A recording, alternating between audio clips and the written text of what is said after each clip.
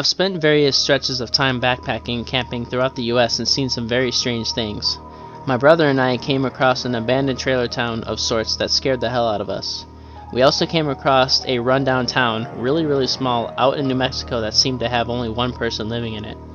We based that on the fact that there was still some food and supplies that were fairly fresh, perhaps just a few days old.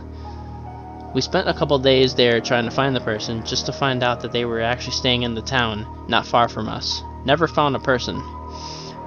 We found the skeletal remains of an unknown number of deer ranging from bucks to fawn, ensnared in a barbed wire fence that encompassed a 10 by 10 area in the Ozarks.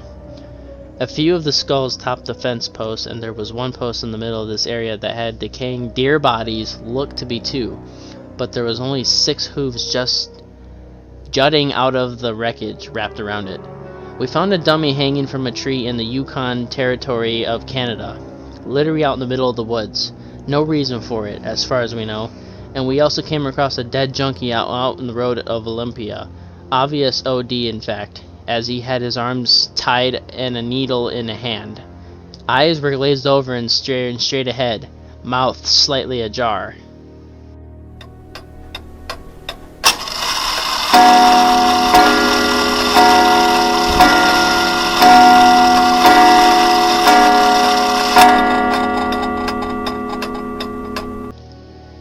I was once canoeing the boundary waters between Minnesota and Canada.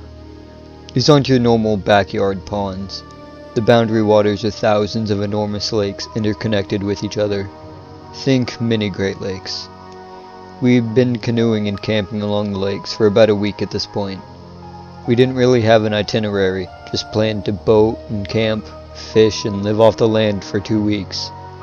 We had a GPS and a sat phone to call a helicopter for pickup whenever we were done. Anyway, about a week in and we were set to canoe a few hours to the next lake. An hour or so in and we are in the center of an extremely long and narrow lake. Unfortunately, a storm started to blow in and the waves on the lake swelled to 2 or more feet. Too much for our dinky canoes. We pulled off to a random clearing on the shore and set up camp in a rush to avoid being totally thrashed by a rainstorm. We just set up camp and hunkered down for the night. By the next morning it had cleared up. We started walking up the coast of the lake about 200 feet from our camp, looking for a good fishing spot. What we actually found was another campsite. However, it was absolutely wrecked. Trash strewn everywhere, tent collapsed and torn, clothes on the ground. At first we were just disgusted, like, what assholes did this? Or left their shit out to be bear food? The more we looked around though, the weirder things seemed. For one, their garbage was still hoisted into a tree to keep it safe from bears, but the whole bag was ripped open despite being 30 feet in the air. Second, literally everything except the canoes were still at the campsite. Clothes, packs, food, rope, pans, like a serious set of hiking equipment. Enough for 2 or 3 people. Half of it was trashed and torn open, mostly the packs, tent, and clothes. The other half was totally untouched, but thrown on the ground, like somebody noped the hell out of there, and with nothing but their long johns, ditching hundreds of dollars of gear in the process. We waited a couple hours and eventually called it back to our helicopter crew, but they hadn't been aware of anybody else or gotten any distress calls. We eventually just left everything and moved camp. Everybody was pretty upset by it, and a day or 2 later we ended the whole trip early because it seemed like nobody wanted to be out anymore. It was the weirdest thing I'd ever seen. First thought was bear attack, but there was food left uneaten, and I've seen bear attacks on camps before, but nothing like this. Bears rip open packs and go after food, and are generally pretty easy to scare away. What still sticks with me is why all their clothes and packs were still there, with half being totally destroyed and half being untouched. I've done a lot of other camping and hiking, rafting, and even biking all around the country, and I've never had any other weird experiences like that.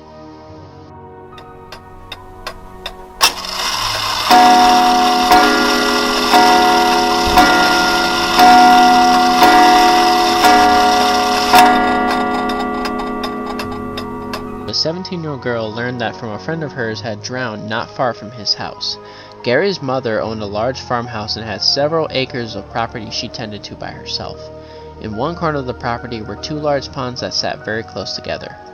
Oftentimes, Gary, the girl, and their friends would spend summer afternoons lounging and swimming in the ponds.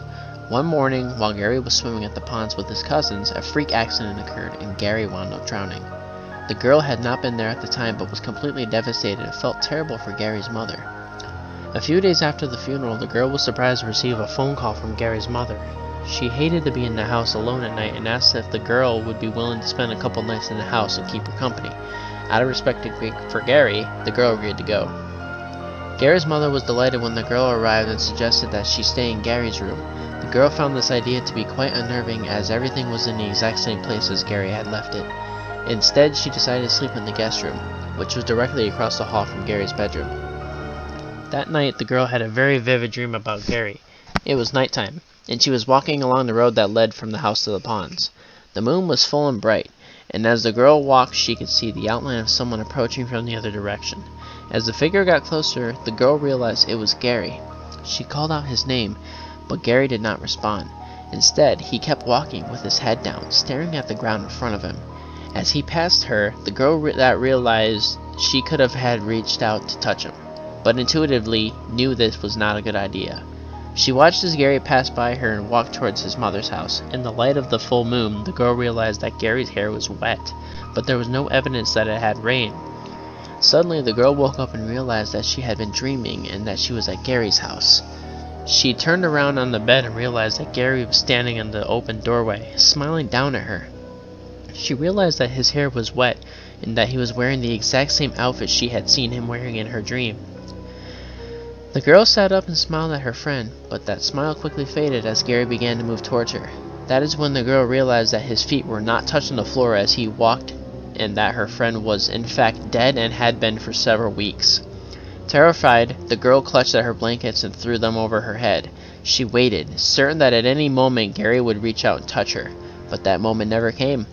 Carefully, the girl removed the blankets and saw that the room was empty. She leaped up and pounced across the wood floor to switch on the bedroom light.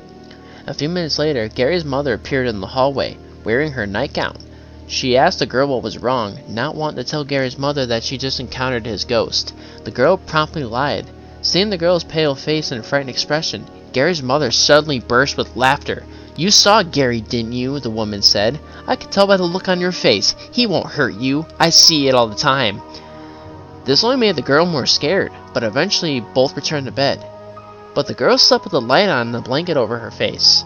The following morning, when Gary's mother asked if she would spend the night again, the girl quickly refused. She spent the day with Gary's mother but was too frightened to sleep over it ever again. The decades have passed since this terrifying incident, but every time the girl encounters scary campfire stories, she dreads hearing her own tale told back to her.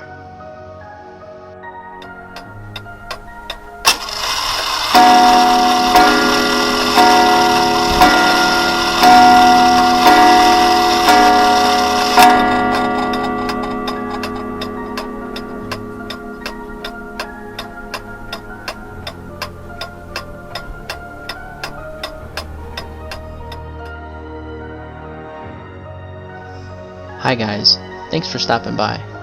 If you enjoyed the video, please hit the like button and follow me for future scary stories. And as always, have a great day.